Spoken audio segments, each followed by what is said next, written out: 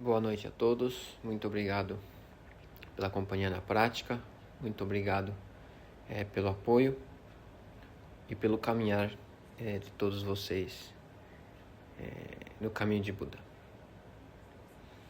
Vamos continuar agora com o texto Zazen Yojinki, do Mestre Keizan.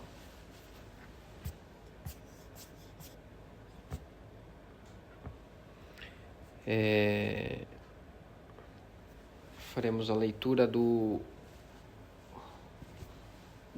das partes 24 e 25. Tá? É um texto um pouco longo, mas não é uma parte complexa.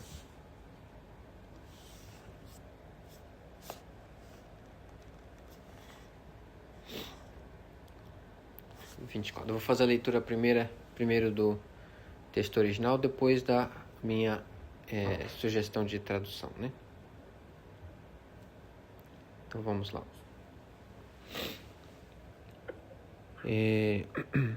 一切の書物、見物ないし損物、不常時は皆これを直すべからず。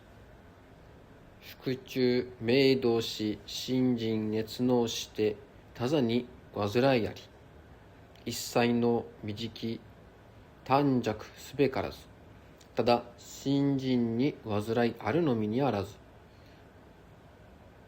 当年いまだ免れざるなり。式はいまだ清ささうるをもとって味わいを楽しむべからず。あるいは法時期してたざするは発病の因縁なり。大小の時期後たやすく座することを得ざれ。しばらく生じを経てすなわち座すべきに耐えたり。およそ理屈は必ず時期を節量すべし。時期を節量すとは分を限るを言うなり。三分のうち二分を時期し一分を余すべし。一切の風薬、ごま、所用等は常にこれを服すべし。これ長身の妖術なり。25。およそ座禅の時は小引前儀および病床等に行為をすべからず。また風激しきところに当たってたざすることなかれ。高見のところに登ってたざすることなかれ。皆発病の因縁なり。Então, a interpretação. Não consuma alimentos crus que não estejam maduros, nem alimentos de difícil digestão ou impróprios para consumo. Isso poderá causar problemas intestinais e febre do corpo-mente, dificultando a prática do zazen. Também não se apegue aos alimentos saborosos. Isso não apenas trará problemas ao corpo-mente, como também favorecerá o surgimento da ganância. A alimentação deve ser para sustentar a vida e não para deleitar-se nos sabores. Além disso, sentar-se em zazen com o estômago cheio pode provocar o surgimento de enfermidades. Da mesma forma, não se deve praticar zazen logo após a refeição da manhã ou do almoço. Deve-se aguardar um tempo após cada refeição antes de se sentar em zazen. Os monásticos devem ser moderados nas refeições. Ser moderado significa limitar a quantidade de alimento consumido. Receba apenas 2/3 da quantidade que gostaria de consumir, deixando de receber 1/3. Alimentos medicinais como gergelim, yamaimo, entre outros, devem ser sempre utilizados na alimentação. Assim, é a maneira correta de harmonizar o corpo para a prática. No momento de sentar-se em zazen, não se apoie na parede, em cadeiras, biombos ou semelhantes. Além disso, não pratique zazen em locais com muito vento ou em lugares muito altos. Isso pode propiciar enfermidades ao praticante.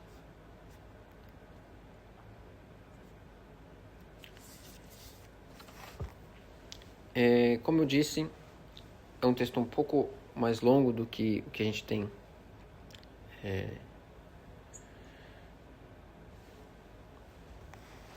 utilizado, né, que tem colocado, né, nos dias de estudo, mas é um texto que não é tão complexo, né? Com uma leitura simples já é fácil de compreender o que ele está querendo dizer, né?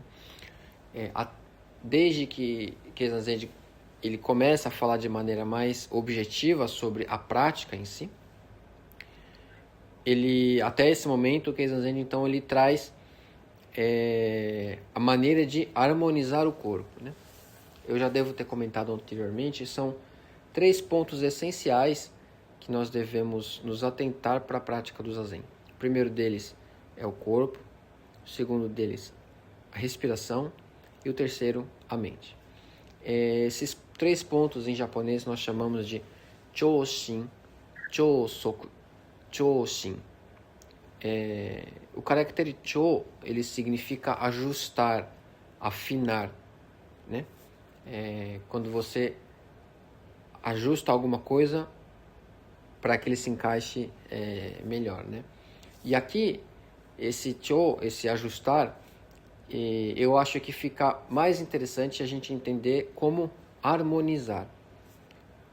Não seria um ajustar de maneira impositiva, no sentido de que há alguma coisa desajustada que precisa ser consertada, ou colocar corpo, respiração e mente em uma forma específica, né? A força, né? Não seria isso. Seria trazer corpo, respiração e mente de volta para o estado original, o estado natural desses 3 pontos, né? Então, Chōshin, primeiro seria harmonizar o corpo, né? O caractere Shin. O segundo, Chōsoku, harmonizar a respiração. E o terceiro, Chōshin, o Shin, a mesma leitura, mas com um caractere diferente, que significa harmonizar a mente, né? Então, desde que Keizan começa a tratar o Zazen de maneira mais objetiva, de como devemos nos preparar para sentar, então, até esse momento, ele traz a maneira de harmonizar o corpo. Então, tudo isso que ele trouxe até agora, sobre as vestes, sobre o local, sobre agora a alimentação, como preparar o corpo, tudo isso é parte da harmonização do corpo. Então, nós devemos entender o Zazen, a prática do Zazen em si, em sentar-se em Zazen, não somente a partir do momento que nós cruzamos as pernas, mas sim durante todo o nosso dia, durante toda a nossa vida, harmonizando o nosso corpo, respiração e mente. Por isso que a prática do Zazen ela não se limita somente apenas ao momento sentado, de pernas cruzadas sobre o zafu. A prática do Zazen ela é uma prática constante, que deve ser ininterrupta, né? A última parte da parte 25 é Kore Chōshi no Yōjutsu nari. Yōjutsu seria o eixo da técnica, né? Yō significa eixo, como o eixo de um leque, né? Onde todas as varetas do leque se encontram, né? Kaname é outra leitura para esse caractere. E jutsu significa técnica, né? Então seria o ponto principal da prática do Zazen na harmonização do corpo, né? Que fica fácil de entender que não se limita apenas ao sentar-se de pernas cruzadas, né? Nesse parágrafo aqui, nessa estrofe aqui, ele traz um pouco sobre a alimentação, né?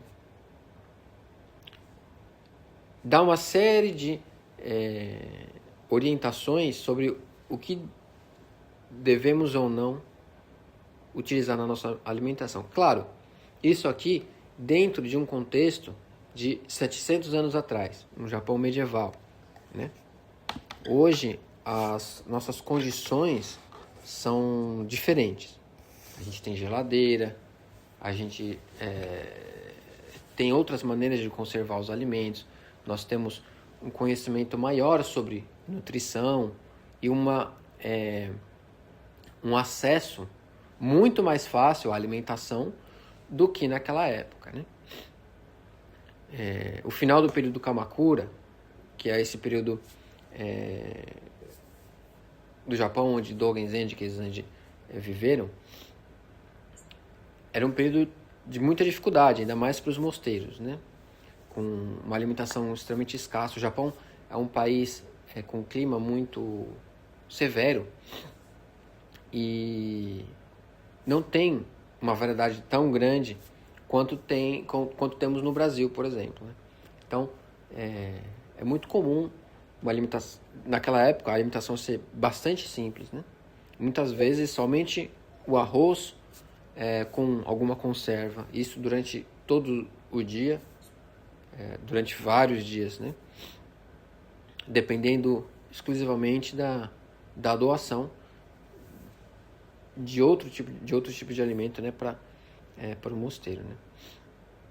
Então, as condições daquela época em que Keizen escreveu esse texto eram bastante diferentes do que nós temos hoje, né? Por isso, a gente precisa saber adaptar essas orientações para a nossa condição atual, né? Mas aqui ele coloca algumas coisas que são bastante óbvias até, né? Talvez não tanto naquela época, por conta do desconhecimento em relação à doença, contaminação e higienização dos alimentos, né? Mas não consuma alimentos crus, né? O peixe cru também, que é um tipo de culinária bastante representativa do Japão, não é algo tão antigo assim, né? Então, na antiguidade, comer um alimento cru seria equivalente a ficar doente de alguma forma, né? Ou então alimentos que não estejam maduros de maneira apropriada, né? Ele também sugere não se alimentar de alimentos de difícil digestão, que sejam duros, né? Ou impróprios para consumo. Aqui eu coloquei impróprios para consumo, mas ele usa o termo fujodik. Fujo significa impuro. Então, eu imagino que a ideia seria de alimentos que estejam estragados, que estejam mofados ou que estejam contaminados de alguma maneira, né? Ele coloca, isso poderá causar problemas intestinais e febre do corpo-mente. Ele coloca corpo-mente, ele não coloca somente febre do corpo, né? A frase seria Fukuchu meidou shi shinjin netsu no shite taza ni wazurai ari. Fukuchu seria dentro do estômago, né? Dentro da barriga. Meidou significa fazer barulho e movimento, né? Ou seja, a barriga vai ficar fazendo barulho, vai ficar se movimentando, é aquela sensação de indigestão, de mal-estar, né? Aí ele coloca Shinjin Netsu no. Seria uma febre, né? O aquecimento tanto do corpo quanto da mente, né? Aqui, ainda mantendo a mesma linha que ele vem apresentando, de que corpo e mente não são coisas distintas, não são coisas separadas. Por isso, na tradução, eu coloco corpo e mente separado pelo hífen, né? Para denotar uma única coisa, né? Que dificulta a prática do zazen. Também não se apegue aos alimentos saborosos. Isso não apenas trará problemas ao corpo e mente, como também favorecerá o surgimento da ganância. Lendo é fácil de entender, né? Não tem muito segredo aqui. Apesar de existir essa ser comum, né? ser compreensível a vontade de proporcionar um alimento saboroso, o praticante ele não pode se deixar levar pelo deleite dos sabores, né? Talvez vocês conheçam o termo Shojin Ryori. Shojin Ryori seria a comida monástica para os praticantes, né? E hoje em dia, não só no Japão, mas fora do Japão também, esse tipo de alimentação de templo, essa alimentação vegana do templo, tem se tornado cada vez mais popular, inclusive com restaurantes especializados em oferecer esse tipo de refeição, né? Que nós chamamos de Shojin Ryori. Mas eu acredito que exista uma pequena divergência do que seria Shojin Ryori de fato. A palavra Shojin Ryori composta por o termo Shojin Ryori composto por duas palavras, onde que Ryori significa cozinha, né? No caso, o alimento preparado, né? Não o local, mas sim o alimento preparado. E Shojin significa empenhar-se na prática. Seria algo relacionado, próximo, né, ao empenhar-se na prática, esforçar-se na prática, o esforço verdadeiro na prática, né? Então, é comum as pessoas entenderem esse alimento de mosteiro, né, o Shojin Ryori, como alimentação vegana ou sem utilização de produtos de origem animal. Mas não seria essa a definição apropriada para Shojin Ryori. O primeiro ponto ao qual nós devemos nos ater ao termo Shojin Ryori é a palavra Shojin, que significa o empenho na prática. Ou seja, o Tenzo, que é o responsável pela cozinha do mosteiro, né? De quando eu estava praticando no mosteiro de Sojiji, ele tinha uma visão bastante interessante sobre o que é Shojin Ryori, né? Ele me dizia que Shojin Ryori é a alimentação, é a cozinha feita para pessoas que fazem o Shojin. Ou seja, pessoas que a cozinha Shojin Ryori seria a cozinha feita para pessoas que se empenham na prática por pessoas que estão se empenhando na prática. Ou seja, o termo Shojin, ele é indispensável para nós termos a refeição Shojin de verdade, né? Trocando as palavras para uma maneira mais fácil de entender, a comida de mosteiro, a alimentação de mosteiro, ela é, antes de qualquer coisa, uma alimentação feita por praticantes para praticantes. Então, quando você tem um restaurante, um estabelecimento oferecendo o Shojin Ryori, fica difícil você compreender isso como Shojin Ryori justamente pelo distanciamento para com a prática, para com a vida no mosteiro, com a vida em comunidade de praticantes, né? Esse é o primeiro ponto para entender o que é Shojin Ryori. O segundo ponto é que o Shojin Ryori muitas vezes aparenta ser uma refeição puramente vegana. No entanto, o mosteiro sobrevive de doação. E quando existe a doação de produtos de origem animal, e essa refeição é feita por praticantes para praticantes, eu acredito, no meu ponto de vista, que isso também é Shojin Ryori. Porque a utilização adequada, para o fim adequado, sem nenhum tipo de discriminação para com o alimento que foi doado e para com quem fez a doação, são pontos essenciais para a gente entender a cozinha Shojin Ryori. Entendendo isso, a cozinha feita por praticantes para praticantes, ela é, antes de qualquer coisa, uma cozinha para sustentar a vida, como coloca Keizan Zenji mais adiante, né? A alimentação deve ser para sustentar a vida e não para deleitar-se nos sabores. Então, o primeiro ponto é: a alimentação não é lazer. A alimentação não é diversão e nem deleite. A alimentação para o praticante deve ser aquilo que sustenta a vida para a prática. O sabor é posterior. A aparência é posterior. Os ingredientes é algo posterior. Buda Shakyamuni, desde o princípio, de quando ele começa a ensinar, ele vive de doações. E ele recebe todo tipo de alimento. Até hoje, no budismo das tradições mais antigas, que temos ainda na Tailândia, Myanmar, naquela região, os monges, eles não são exclusivamente veganos, justamente pelo fato de que eles recebem doações. E eles se alimentam daquilo que é doado. Meu professor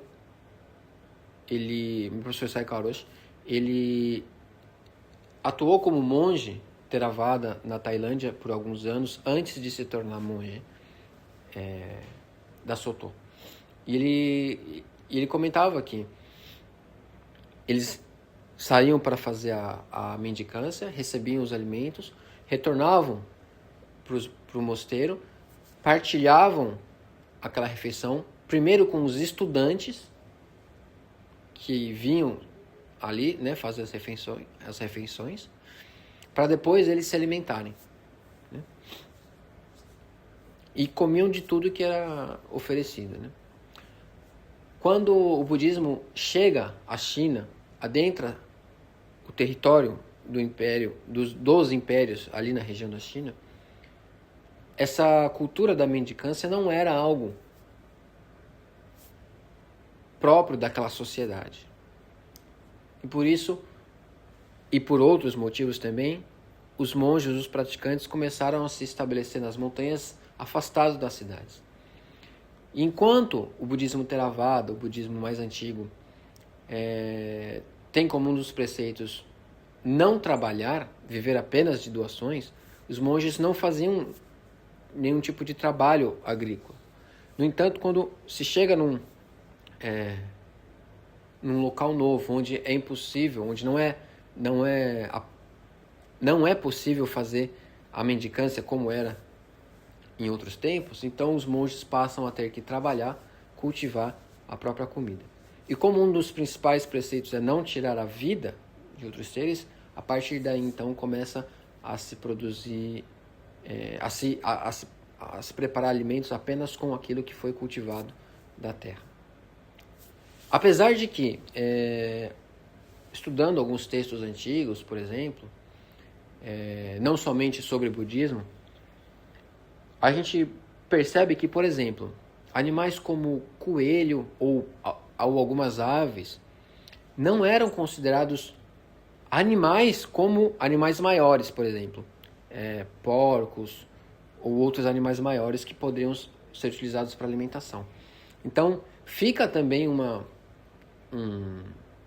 questionamento de qual era o parâmetro naquele momento, naquela sociedade, naquela cultura, sobre o que era alimento de origem animal ou não.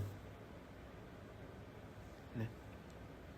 Por exemplo, os coelhos, eles no japonês, por exemplo, nós temos palavras diferentes para contar coisas diferentes. Então, quando alguma coisa é cilíndrica, a gente conta de um jeito. Quando essa coisa ela é plana, a gente conta de outro jeito. Quando ela é grande, quando ela é pequena, a gente conta de jeitos diferentes. E a maneira de contar, por exemplo, coelhos e aves é a mesma. Porque no passado, a ideia de um coelho, dele pular, assim como aves voarem, eram agrupados todos na mesma categoria. Então,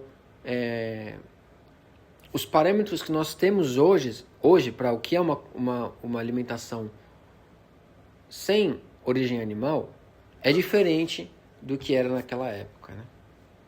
Eu não sei dizer quais eram esses parâmetros e esses detalhes, mas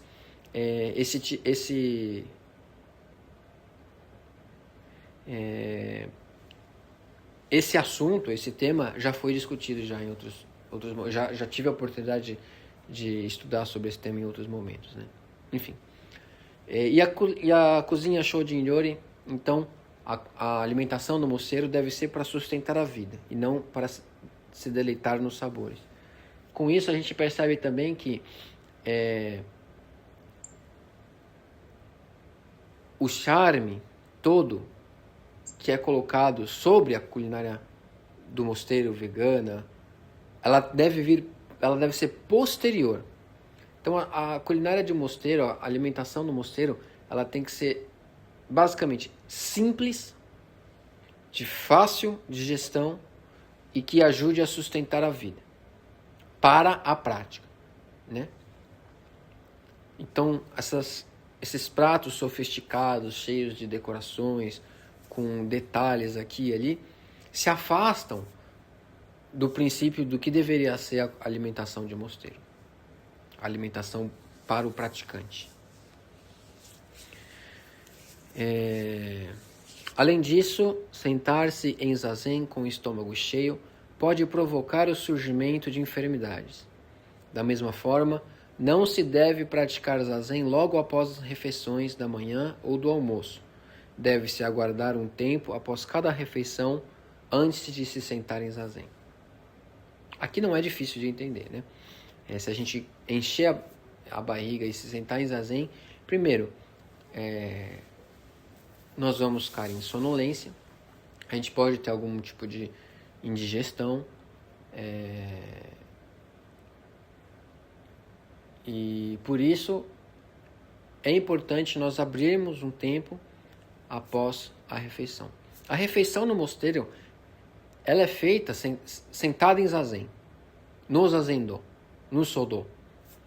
Então, os monges retornam da cerimônia da manhã, do choka, sentam-se de volta na plataforma, né, do zazendô, do sodô, cruzam as pernas, abrem o oryoki, né, as tigelas, recebem o alimento, comem, limpam a tigela, guardam e depois disso retornam para os quartos e existe um espaço de tempo até o próximo zazen, né? E aqui é importante notar que ele fala: não se deve praticar zazen logo após a refeição da manhã ou do almoço. E aqui o questionamento é: e depois da janta?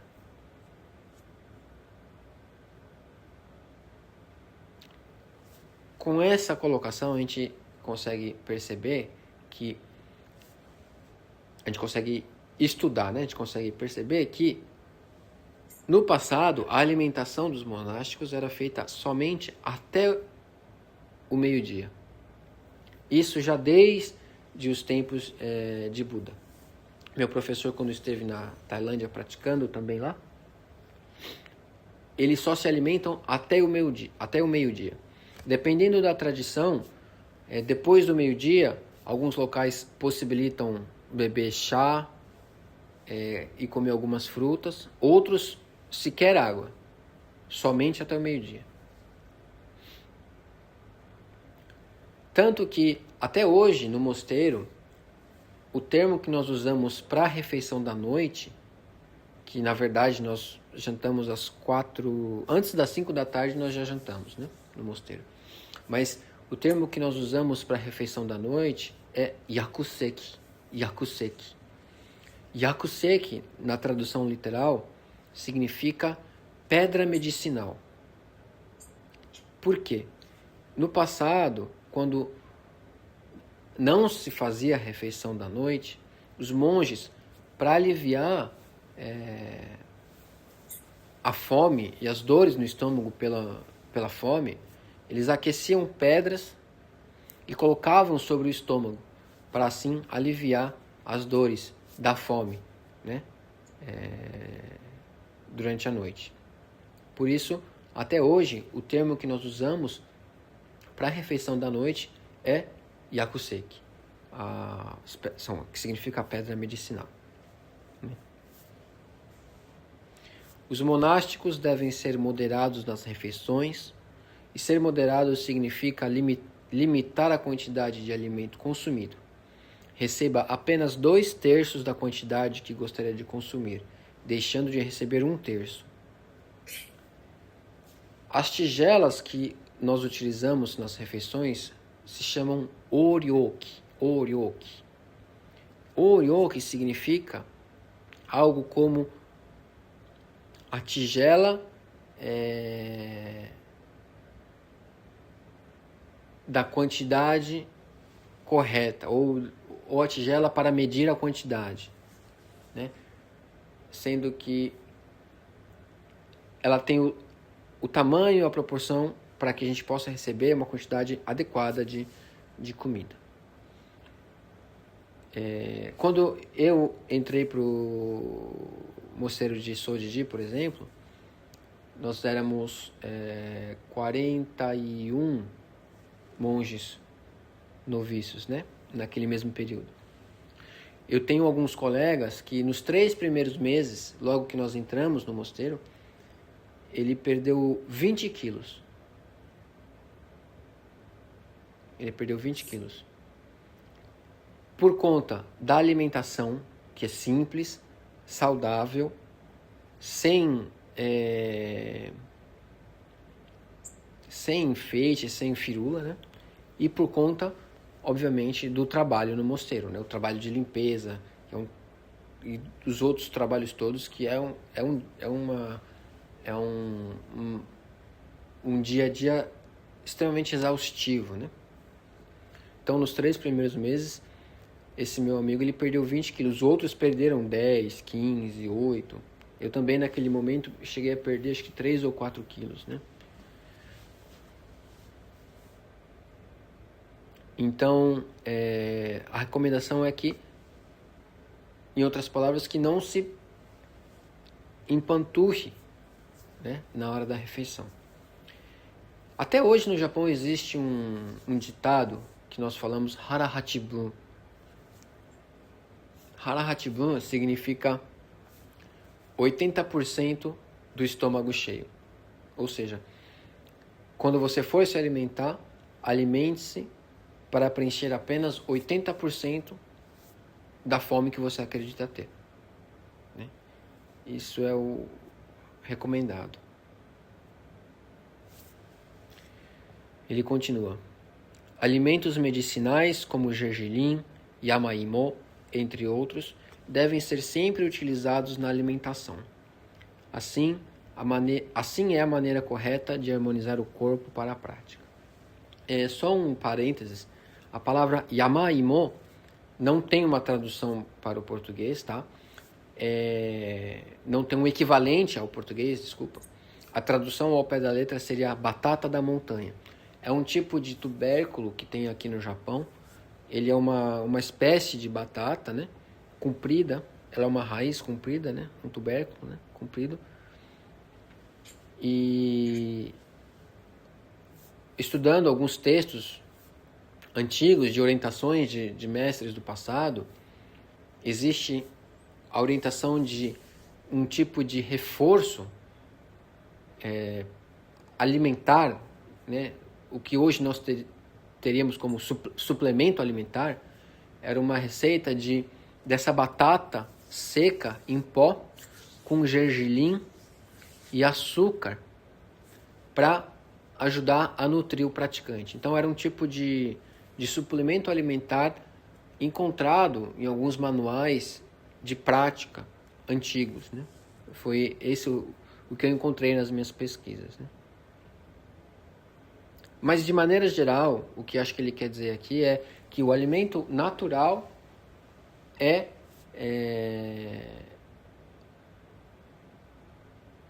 um medicamento em si, né? Para manter a saúde e manter e sustentar a vida, né? No Gokan no Ge, que é um dos versos que nós recitamos antes da alimentação,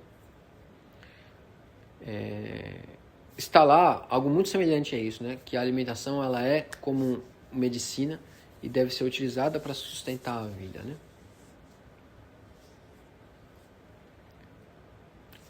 Hitotsu ni wa ko no tashou hakari, ta no laishou hakaru, né? Observar qual foi todo o caminho percorrido por esse alimento até que ele chegue a nós, né? Futatsu ni wa onore ga tokugyou no zenkei to hakatte kuni ozu. Ver se eu tenho méritos apropriados para poder receber esse alimento. Se eu, de fato, estou empenhado na prática, para poder receber essa vida que é o alimento, para sustentar a minha vida. Mitsu ni wa shin no fusegi to ga o hanareru koto wa tonto o shu tosu. Yotsu ni wa masani jouyaku o koto to suru wa. Aqui, né, o alimento deve ser como um medicamento, né? Gyoko ryozen ga tame nari, itsutsu ni wa jodo no tame no yue ni imako no jiki oku. Então eu recebo esse alimento aqui agora para auxiliar o suporte da minha vida, para que eu possa adentrar no caminho e buscar o despertar.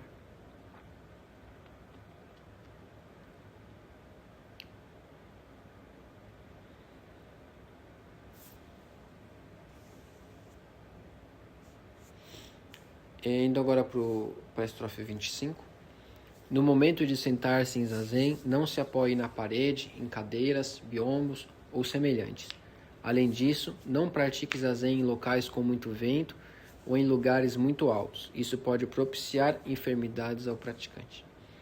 A prática do zazen, ela geralmente não é feita apoiada, né, em nenhum lugar. Apenas com o quadril sobre a almofada e os joelhos, né, sobre o piso, ou sobre o tatame, sobre outra almofada, para criar essa estrutura triangular estável para sustentar a parte superior do corpo, né, com um equilíbrio balanceado, né, sem o excesso do uso da força muscular. Existem outras práticas meditativas que o praticante ele pode se apoiar. Ele se apoia na parede, ele tem uma postura mais relaxada, mas na prática do zazen isso é evitado. Só um adendo, que normalmente quando as pessoas orientam a prática do zazen na cadeira, eles orientam que o praticante se sente na parte da frente da cadeira sem apoiar as costas no encosto, né? Mas se você tenta sentar em zazen na cadeira por um tempo um pouco mais longo dessa maneira, logo você percebe que você não apoiar as costas em uma cadeira comum, por exemplo, as dores na lombar e nas costas, elas se intensificam. Por isso, eu particularmente, quando oriento a prática na cadeira, aconselho, se for muito desconfortável, a pessoa se sentar bem ao fundo no assento, para que a coluna fique bem apoiada no encosto e ereta com esse apoio, né? Assim a gente evita o desconforto ou algum tipo de lesão e propicia o praticante poder praticar na cadeira, né? E outra coisa não se sente em um local com muito vento ou um local aberto com muito vento. Isso pode trazer enfermidades, ou então lugares muito altos também, né? Para evitar também o vento, evitar a exposição demasiada ao sol ou à chuva, intempéries, ou praticar zazen em locais perigosos também está inserido nessa orientação, né?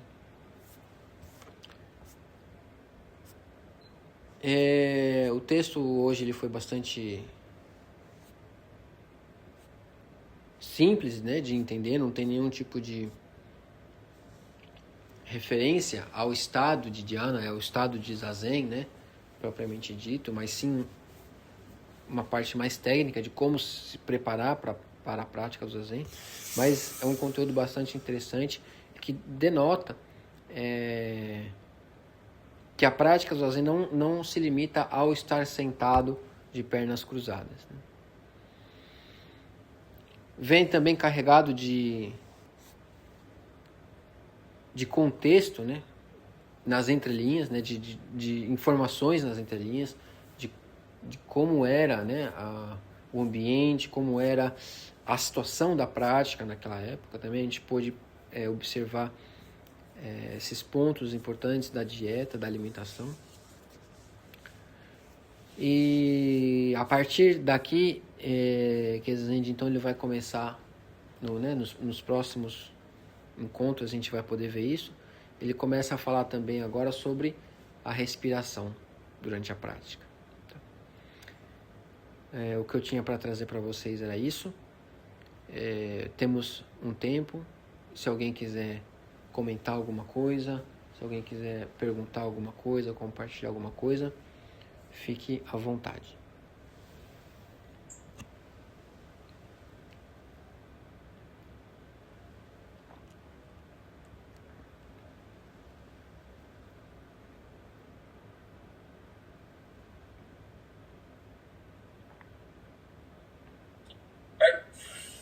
Pode falar, Arthur, pode falar.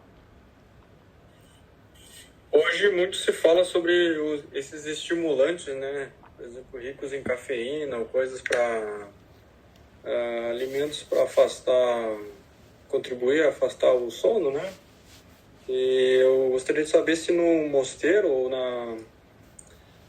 utiliza-se esse tipo de meio, né? Para a prática.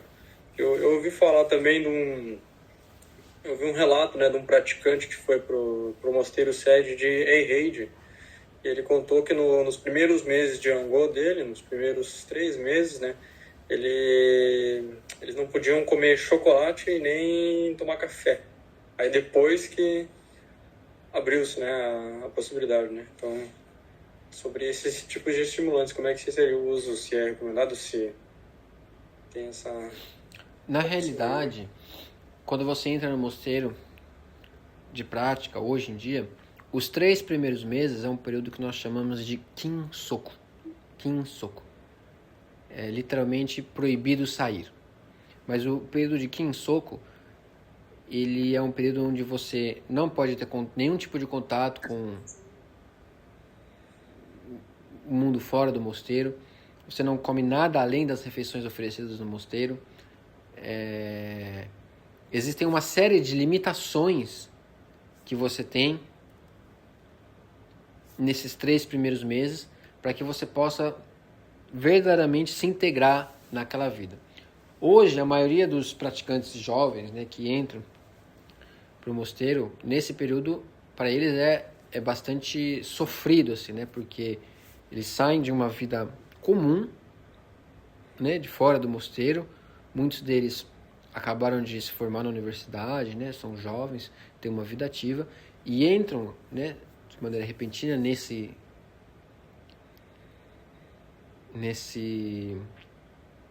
ambiente limitado, né, de limitações, e acabam ficando bastante chocados com isso. Mas, principalmente no começo, as restrições são bem grandes, né? São bem grandes. Restrições também como a maneira como você se veste, a maneira como você lava a roupa, como você dorme, como você se comporta. Tudo isso são restrições bastante rígidas que nós temos nos primeiros, principalmente, né, nos primeiros meses no mosteiro, né? Na realidade, tomar café, comer chocolate não é algo verdadeiramente permitido no mosteiro, independente da época que você está lá, independente de quanto tempo você está lá. O ponto é que, conforme você vai se adaptando à vida no mosteiro, vai se tornando cada vez mais veterano, você acaba tendo mais algumas flexibilidades, algumas facilidades, né? Por já ter mais tempo no mosteiro. Pode soar esquisito ou ruim para alguns praticantes ocidentais, mas a realidade é que a relação entre os monásticos, entre os monges, ela é hierárquica. E ela precisa ser. E é assim desde o tempo de Buda. Então, os que entram antes são mais veteranos dos que entram depois. Aqueles que se sentavam próximos de Buda eram os praticantes mais antigos. E todos eles iam se sentando em sequência conforme o tempo de Stadana Sangha, né? Então, o começo do período de prática no mosteiro é diferente no final, né? Então, existem algumas diferenças, né? E também fora do mosteiro, né? Essa relação hierárquica, ela continua, né? No entanto, você falou sobre estimulantes, né?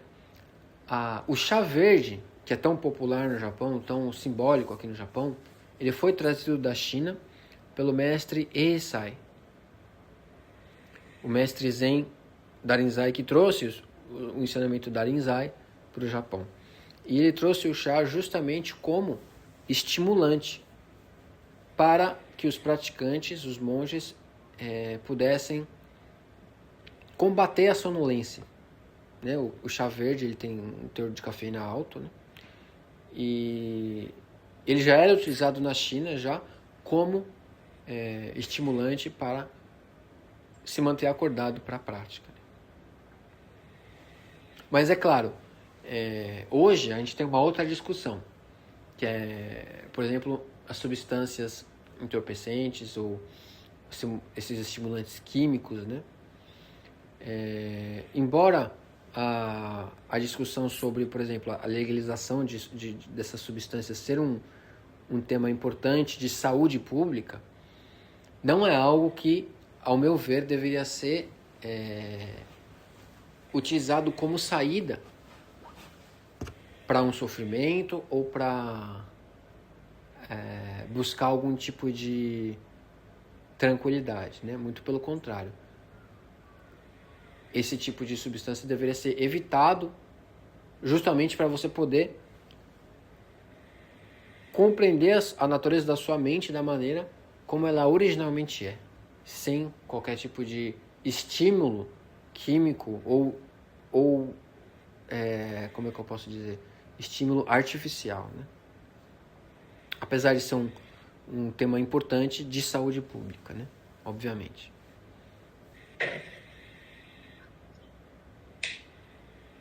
Perfeito, muito obrigado.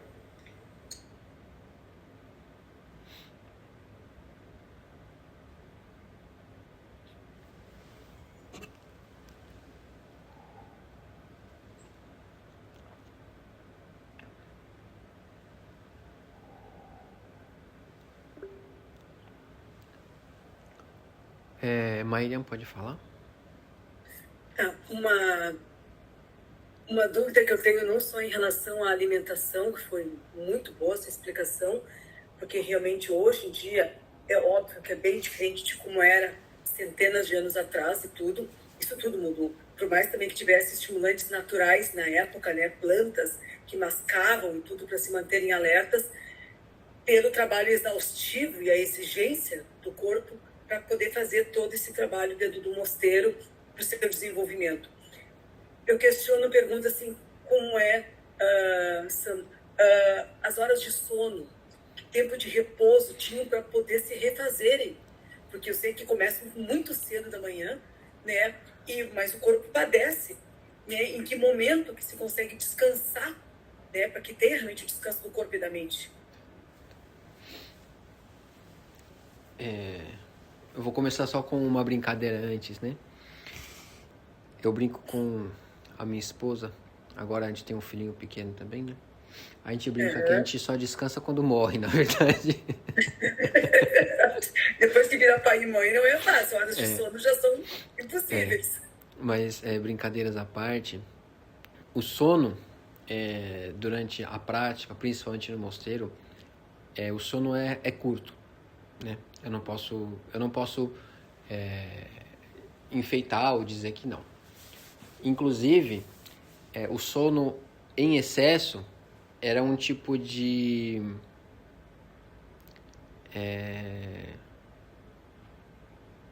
qual que é a palavra em português? De desejo e apego já apontado por Buda, né? Então, o sono demasiado era algo que deveria ser evitado, segundo próprias orientações de Buda Shakyamuni, né? Então, o praticante ele deve dormir o suficiente para que o corpo possa repousar minimamente, né? No mosteiro nós dormimos pouco, tá?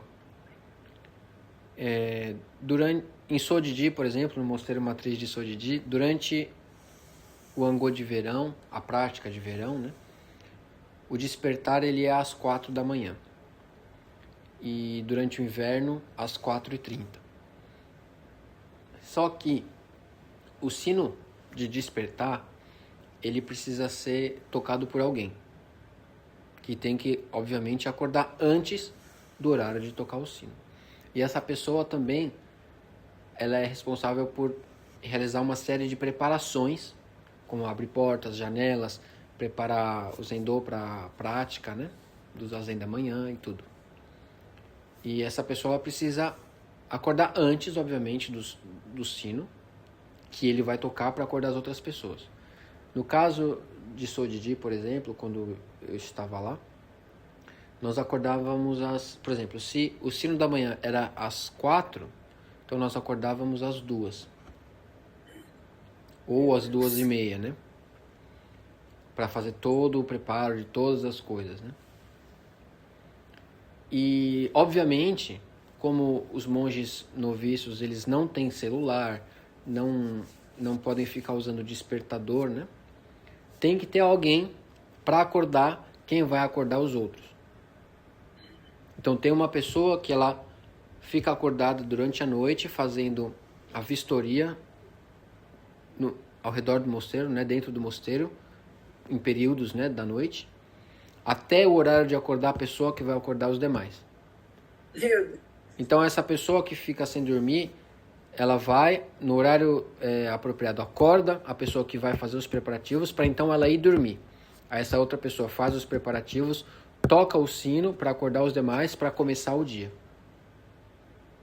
E aquela pessoa que ficou acordada durante a noite, ela não participa do Zazen da manhã, nem da cerimônia da manhã, mas já tem que estar desperta depois da cerimônia da manhã, que termina por volta das 6, 6h30. Então, e o horário para dormir oficial, né, que nós chamamos de Kaitin. Kaitin significa abrir o travesseiro, né, ou colocar o travesseiro para dormir, né, é às 9 horas da noite, o ano todo. No entanto, nós terminamos o Zazen da noite às 9 horas. Então nós tiramos o kessá, vamos no banheiro, lavamos o rosto, nos preparamos o futon, né, o colchão para dormir. E existem vários tipos de trabalhos e obrigações dentro do mosteiro. E os monges noviços, principalmente, têm muita coisa para estudar e aprender sobre como fazer todos os preparativos, todos os procedimentos. Em Sodidi, por exemplo, o Eredi também é semelhante, todas essas instruções são escritas à mão pelos monges noviços cada vez que eles precisam atualizar alguma coisa, consertar alguma coisa. E isso é passado para os demais, né? Então você precisa estudar aquilo no papel escrito, para memorizar e fazer isso quando for a sua vez de fazer. Então, nós terminamos o Zazen da noite, ou a atividade da noite, qual seja ela, às 9, onde nós deveríamos ir dormir, mas a partir desse horário que nós conseguimos tempo para sentar e estudar o que a gente precisa fazer no dia seguinte. Então a gente acaba indo dormir às 10, 11 horas, para acordar às vezes às 2, 3, 4 horas da manhã. Então o sono, em média, é por volta de 5 horas de sono, mais ou menos, né? Eu sempre fui uma pessoa que acordei cedo, naturalmente, desde muito pequeno, e sempre tive muita dificuldade de ficar acordado até tarde da noite, né? Desde pequeno também. E depois que eu fui para o mosteiro, eu me acostumei ainda mais a acordar mais cedo e a ter um tempo de sono ainda mais reduzido. A minha média de sono hoje, mesmo fora do mosteiro, é de 5 a 6 horas por noite.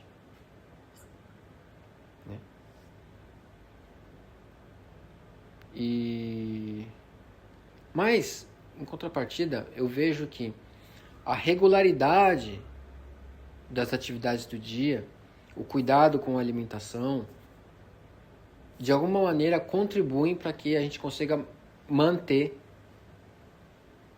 o nosso corpo ativo, mesmo com uma hora de sono reduzida, né? Não dá para romantizar a vida monástica, né? Muita gente no Ocidente romantiza isso, não sabe como é, né? Não consegue imaginar como é rígida a vida no mosteiro. Por isso, muitos estrangeiros que vêm para cá, independente do país que seja, já vi inúmeros casos assim, vêm para cá, ficam pouco tempo no Japão e retornam reclamando muito do Japão, justamente pelo fato de não conseguirem se adaptar à rotina e à realidade do mosteiro, né?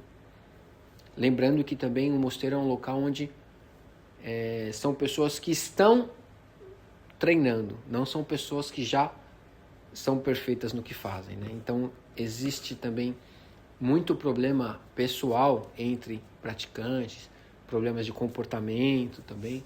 Então tudo isso num ambiente fechado, com limitações e restrições rígidas, hierarquia rígida, com pouco sono, alimentação simples, em pouca quantidade, sem a possibilidade de sair, 24 horas, 7 dias por semana, 365 dias por ano, com as mesmas pessoas. Isso é a prática no mosteiro. Nada diferente disso. Não é o que você faz, nem como você faz, nem o quanto você sente zazen, nem o quanto você memoriza de texto. Isso tudo não importa na prática do mosteiro. O que importa na prática no mosteiro é você viver essa panela de pressão. É o mais importante. Teste de sobrevivência. Onde ficarão os fortes, né? Onde se esclareceu. Não os fortes. Os flexíveis. Os que conseguem se adaptar, os que conseguem chegar no sistema. É bem isso aí. Bem explicado e realmente né? E assim é o sono no mosteiro. Muito bem. Muito obrigada. Imagina.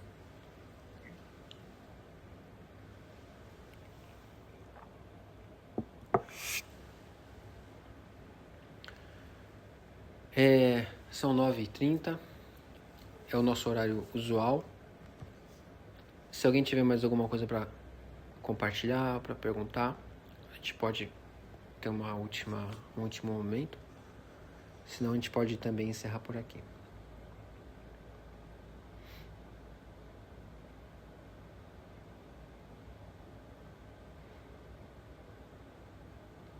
Tudo bem? Ok. Então, muito obrigado a todos. Obrigado pela companhia, pelo apoio. Espero que esse conteúdo seja relevante e de alguma ajuda para a prática de vocês. E espero poder encontrá-los na próxima oportunidade. Muito obrigado a todos e até mais. Bom descanso a todos.